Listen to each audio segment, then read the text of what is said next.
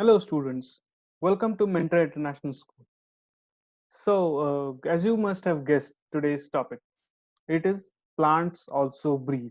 Okay, and there's this very good slogan. They are, so we are. So, what do this slogan tells us? The slogan tells us that if there are plants, then only we are possible. Then only our life is possible. Then only the whole life on Earth is possible. Okay, and as far as we know, Earth is the only habitable planet. Why? Because of plants, exactly. So, hence they are, so we are. And yes, go green. Okay, so we will move forward now. Plants also breathe. So, the first point that comes in this section is growth in plants. So, growth in plants occurs as the stems and roots lengthens and extends themselves. So, see this. You must have seen a plant. Okay, now let's observe a plant carefully. So it looks somewhat like this. It has this is base. Okay, sorry for bad diagrams, but it will explain everything clearly. These are some of the branches. Branches has sub branches like this. Hmm? Then what do they have? Again, they have some leaves. Okay, they have leaves here. They have leaves here. Leaves,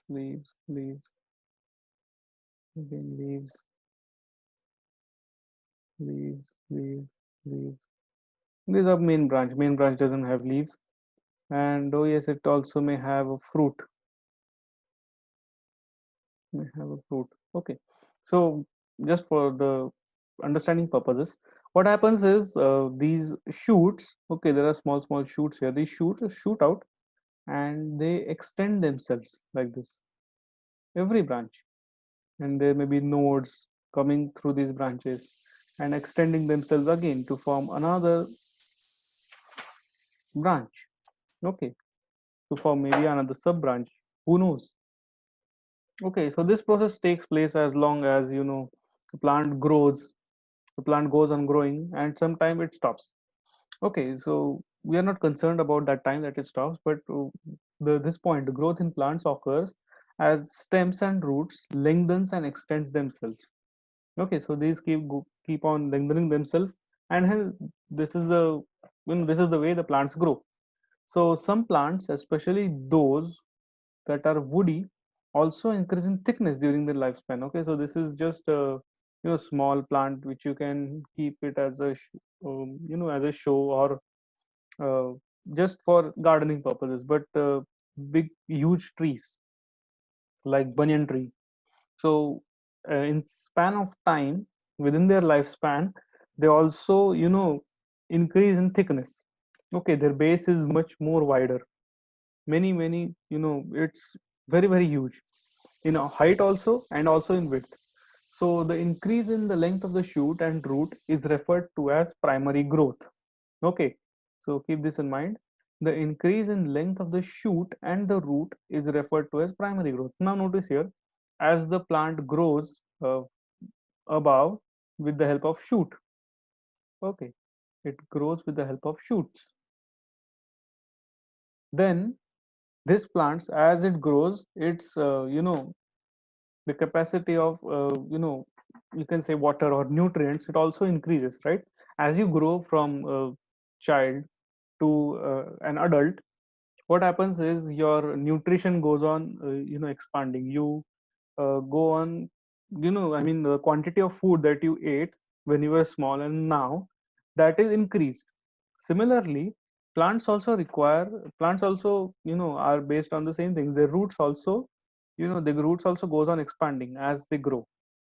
Okay, so these roots go on increasing their lengths as the plant grows, and this result of increase in height due to shoot, and these roots roots, okay, is the result of cell division. Okay, now cell division is itself a very complex topic. uh, if time permits, then I'll tell you this. So the cell division in the shoot apical meristem. So shoot apical meristem is the smallest meristem over here, not that much big. It is the meristem here, and it grows. Okay, it's a result, and it grows. Shoot apical meristem grows. Then, in order to survive, plants plants need five things. Okay, actually, in order to grow also, and actually in order to survive also. What are those? First and prime importance is of sunlight. Okay, if there is no sunlight, plants cannot grow. Okay, so if there is sunlight, it requires sunlight, where actually plants can grow without sunlight. Okay, this is actually just getting away from the topic, but I'll tell you some things. So plants can actually live under CFL. Okay, the CFL lights. Plants can actually survive on a CFL light. So how that survives, you may conduct an experiment on it. That I'm not going to tell you that right now. So let's focus here. So sunlight, plant requires sunlight. Then proper temperature. Yes, it also requires a proper temperature. Then moisture. Moisture means the humidity content in air. Then air, obviously, air itself is needed for plants and everyone else, and the nutrients that those get from soil. So what are those first five things? First is sunlight. Okay, so this sun, uh, that is a bad sun.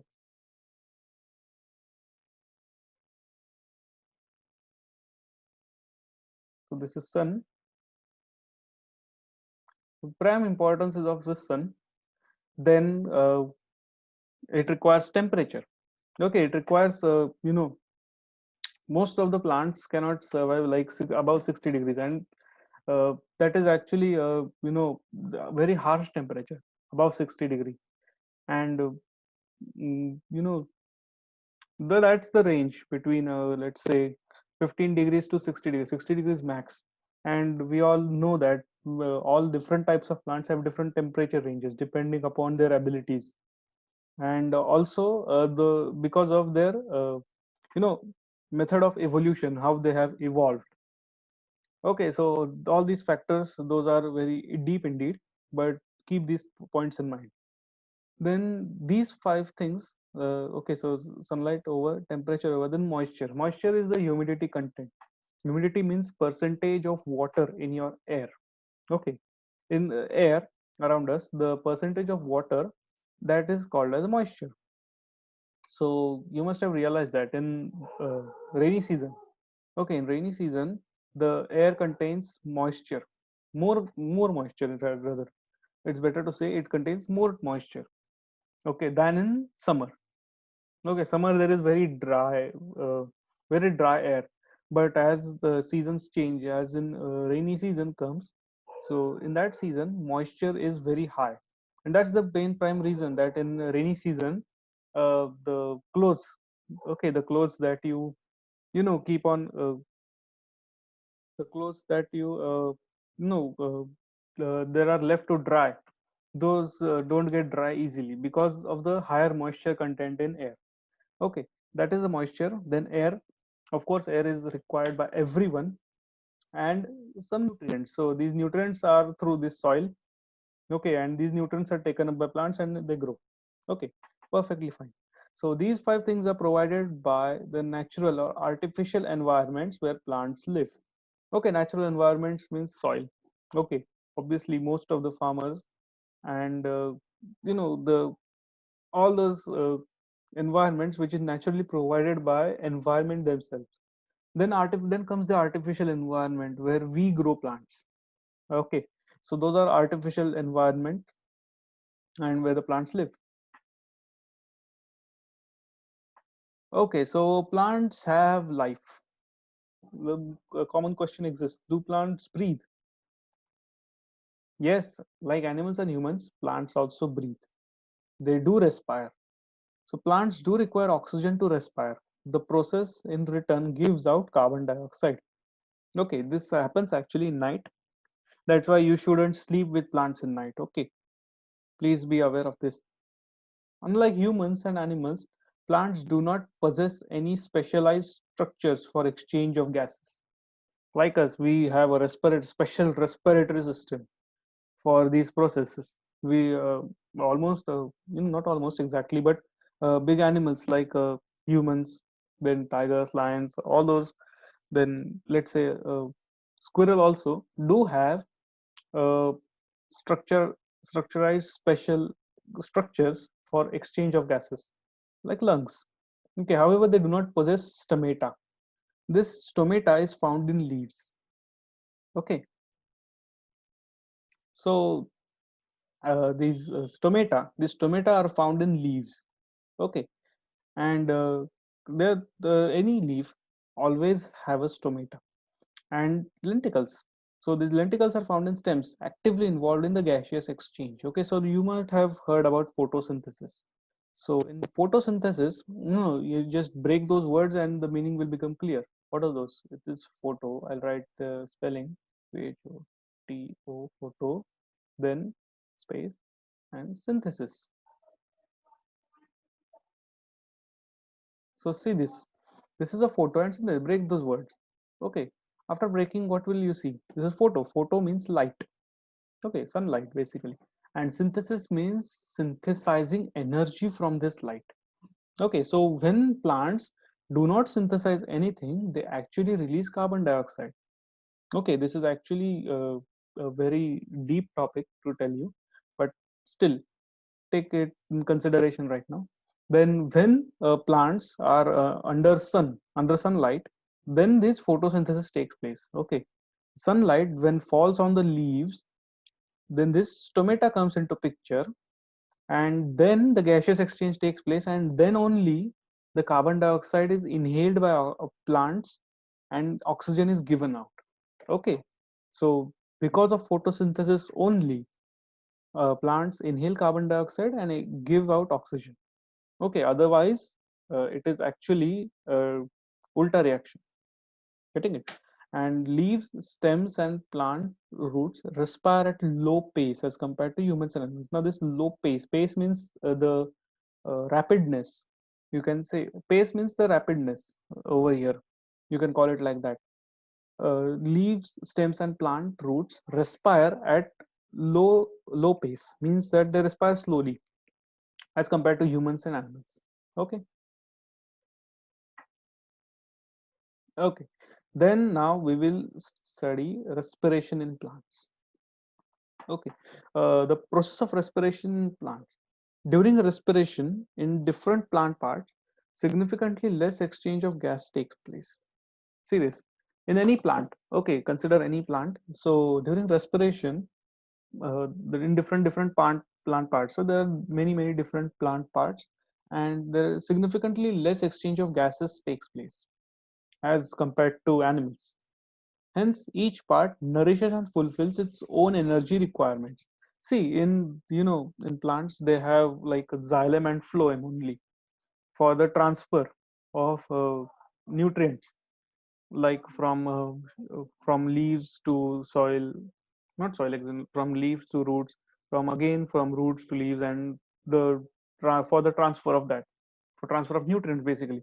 But to exchange the gases, that is system is not very efficient as for humans. Consider humans.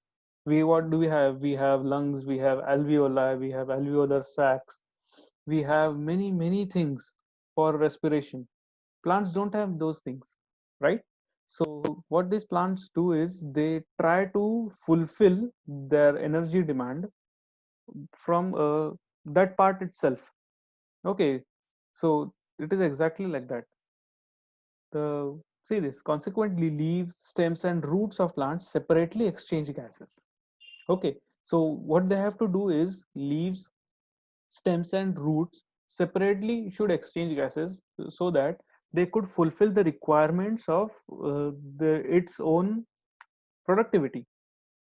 Okay, and the leaves possesses stomata.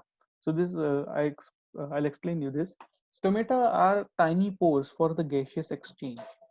Okay, in this leaf there is a portion called as stomata. Okay, so this stomata actually what they do is they exchange gases like in alveolar sac. So you can say that alveoli in humans is actually stomata for plants. Okay, so this stomata things, this stomata contains guard cells. Okay, they may be shaped in like this. Okay, this is a guard cell and this is the stomata. And what happens is when there is sunlight, this guard cells opens and everything then happens. This photosynthesis takes place and then transpiration occurs. When transpiration occurs, this guard cells opens, then the air, the the vapors come out from this plant. Okay, so this is the function of this guard cell. Then the oxygen consumed via stomata is used up by the cells and the leaves to disintegrate glucose into water and carbon dioxide. Okay, so this is the photosynthesis process. It disintegrates glucose into water and carbon dioxide. So I'll write the equation for you. 6CO2 plus 12, actually 12, just a second. Is there 12H2O? Okay, what happens to this? This disintegrates glucose into water and carbon dioxide. So glucose gives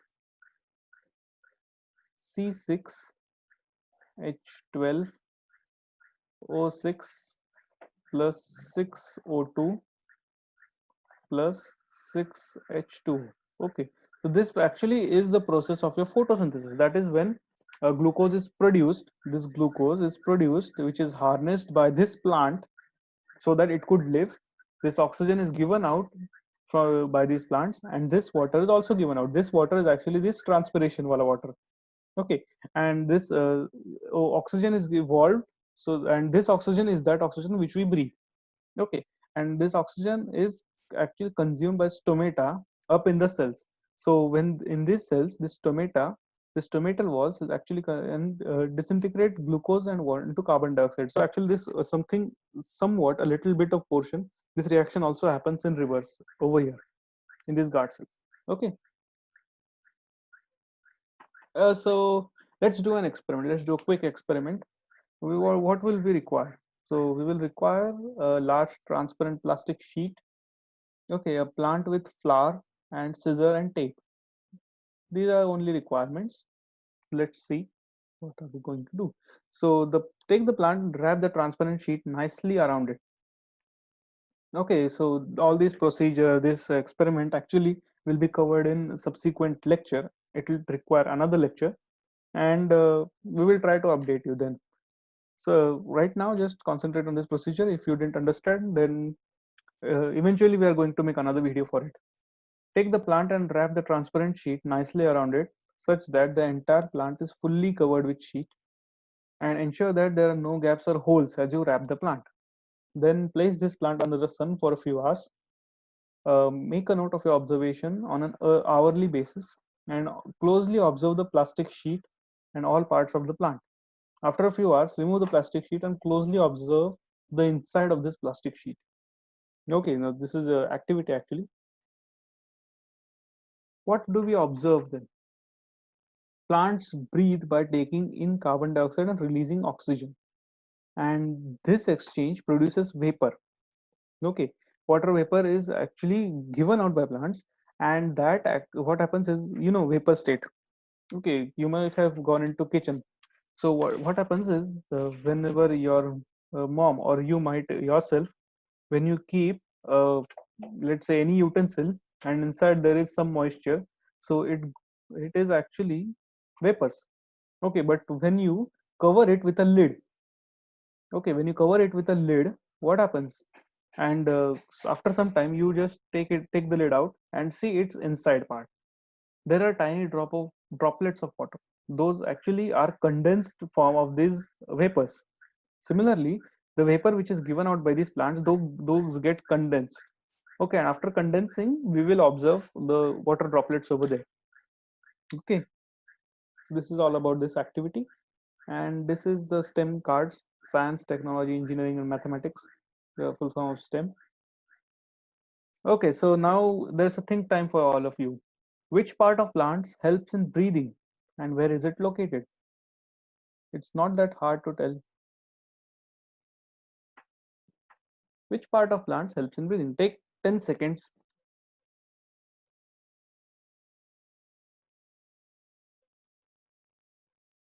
Okay, so we shall see now. Actually, all the parts of plant respire. The leaves, the stem, the roots, and even the flowers. Like I told you, to you know, to operate the plant to its full capacity, it requires nutrients, and every each and every part of plant tries to gain the full nutrients for its own survival. Hence, all parts of plant respire. The parts above the soil get their oxygen directly from air through pores. Okay, the pores. Then the pores in the leaves are called stomata, and singular are called stoma. Then the pores in the branches of trees are called as lenticles. And the roots of a plant also need oxygen, which they obtain from the air spaces in the soil. Getting this? So, in short, the whole plant act as a nutrient absorbing chamber. You can call it like that. There's nothing wrong in that. Just don't write this an answer. It's a nutrient absorbing chamber. You won't get marks. Okay, so yes, so that's all for today. Have a nice day. Thank you.